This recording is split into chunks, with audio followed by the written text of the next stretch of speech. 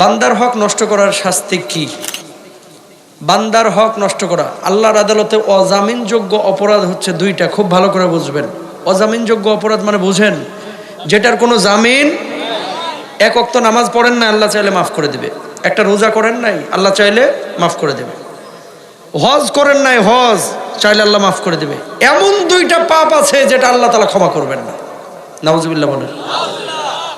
এক নম্বর হচ্ছে বান্দার হক নষ্ট করা। এটার শাস্তি কি? কিয়ামতের ময়দানে আল্লাহ সুবহানাহু ওয়া তাআলা এই মানুষগুলোকে যখন দাঁড় করানো হবে, ফেরেশতারা বলবে আল্লাহ এরা নামাজ পড়েছে, রোজা করেছে, হজ করেছে, যাকাত দিয়েছে, সব ঠিক ছিল, কিন্তু বান্দার হক নষ্ট করেছে। আল্লাহ কি করব? আল্লাহ বলবে ওদের সমস্ত আমলের যে সওয়াবগুলো আছে, পাওনাদার যারা দাবি করছে তাদের কাছে এই সওয়াবগুলো কেটে কেটে বুঝিয়ে দাও, তাদের পাওনা মিটাইয়া দাও। মিটানোর পরে নিজের আমলের পাল্লাটা হয়ে যাবে শূন্য। আল্লাহ বলবে যে এই বান্দাদেরকে এখন জাহান্নামের মধ্যে নিক্ষেপ করো শিকলে বেঁধে। ওই মানুষগুলো তখন চিৎকার করবে, আল্লাহ এতদিন নামাজ পড়লাম, রোজা করলাম, লাভটা হইল কি? আল্লাহ বলবে ওই জালেম, নামাজ পড়া রোজা করা যেমন ফরজ ছিল, বান্দার হক নষ্ট না করা তোর উপরে তেমনই ফরজ ছিল। সুবহানাল্লাহ। বান্দার হক নষ্ট করেন না। ও ভাই, কত টাকার প্রয়োজন আপনার? পৃথিবীতে টাকা দিয়ে সুখী হওয়া যায় না, সুখী হইতে দিন লাগে, হালাল পয়সা লাগে, ঠিক কিনা? অটোওয়ালা, সিএনজিওয়ালা আপনার আশপাশে অনেক আছে, দেখবেন রাত্রেবেলায় ঘুমানোর আগে ট্যাবলেট খাওয়া লাগে না ঘুমের, এসি 26, 22, 25 করা লাগে না, হালাল উপার্জন করছে, খাচ্ছে, দিব্যি ঘুম পাড়ছে।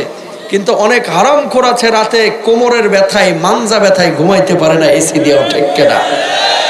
হারাম যেদিন থেকে খাবেন আরাম তুলে নেবেন কে? আরো জোরে বলেন আল্লাহ। মানুষ না জানলেও জানেন কে? আল্লাহ। আল্লাহ দোহাই লাগে, হাতটা জোর করে বলি, ভাইয়ের সম্পদ, বোনের সম্পদ, স্ত্রীদের সম্পদ, তারপরে আশপাশের মানুষের সম্পদ, ঋণ নিয়ে অনেকে ঋণ পরিশোধ করে না। আরে আজকেও ওই যে উত্তরায় ডাচ বাংলা ব্যাংকের মনে হয় এটিএম বুথের গাড়ি নাকি কত 11 কোটি টাকা, 11.25 কোটি টাকা ডাকাতি করে নিয়ে চলে গেছে। এখন উদ্ধার হয়েছে আলহামদুলিল্লাহ, একটু আগে নিউজে দেখলাম, মানে ফেসবুকে।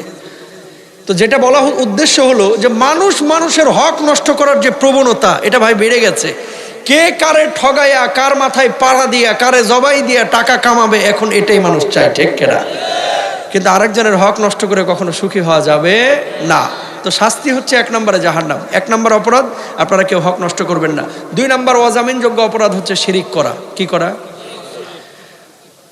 রব্বুল আলামিন বলছেন ওয়াবুদুল্লাহ ওয়ালা তুশরিকু বিহি শাইআ ওয়া বিল ওয়ালিদাইনি ইহসানা। আল্লাহর সাথে ইবাদত, আল্লাহর ইবাদত করো, আল্লাহর সাথে কাউকে শরীক করো না, বাপ মার সঙ্গে ভালো আচরণ করো। বাংলাদেশে এমন কিছু মাজার আছে, ওলিয়া উলিয়া আছে, হক্কানি পীর পাইলে তার কাছে যান দিন শেখার জন্য, খালি হুক্কুর হাক্কুর করার জন্য না, ঠিক কিনা?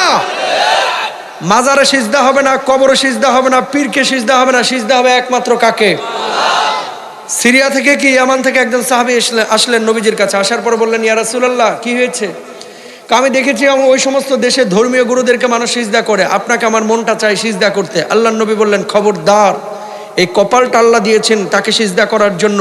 আল্লাহ যদি আল্লাহ ছাড়া অন্য কাউকে সিজদার জন্য আদেশ করতেন, প্রত্যেক স্ত্রীকে আদেশ করতেন স্বামীকে সিজদা করার জন্য, যেহেতু আল্লাহ করেন নাই, খবরদার দুনিয়ার কোনো মানুষ আল্লাহ ছাড়া কাউকে সিজদা তোমরা করতে পারবা না। এটা কি হারাম? বলেন এটা কি? আরো জোরে বলেন। 18 জন নবীর কবর আল্লাহ তাআলা আমরা সারা দুনিয়া ঘুরে জিয়ারত করাইছে, আলহামদুলিল্লাহ বলেন। কতজন নবী? 18 জন। কেমনে? রমজানে আপনারা একটা প্রোগ্রাম দেখেন টেলিভিশনে, কাফেলা, নবী রাসূলদের বিভিন্ন এলাকা আমি দেখাই আরটিভিটা, আলহামদুলিল্লাহ। এই সুবাদে আল্লাহ তাআলা আমারে ঘুরাইছে। যেটা বলার উদ্দেশ্য, নূহ নবীর কবরে জিয়ারত করলাম 2 বছর আগে। ওনার কবরে যখন জিয়ারতের জন্য উঠলাম, দেখতে পেলাম কবরের উপরে লেখা, ইদা সাআলতা ফাসআলিল্লাহ ওয়া ইদা ইসতাআনতা ফাসতাইন বিল্লাহ। যখন তোমার সাহায্যের প্রয়োজন হবে সরাসরি আল্লাহর কাছে চাও, কবরের নবীর কাছে চাও না, ওই আল্লাহর কাছে বলো, আল্লাহ তোমার প্রয়োজন মিটাবে। আইয়ুব নবীর কবরে, শোয়েব নবী, সালেহ নবী, সমস্ত নবীর কবরে এই হাদিসটা লেখা আছে। কবরের নবীর কবরে যদি চাওয়া জায়েজ না হয়, অলির কবরেও চাওয়া জায়েজ।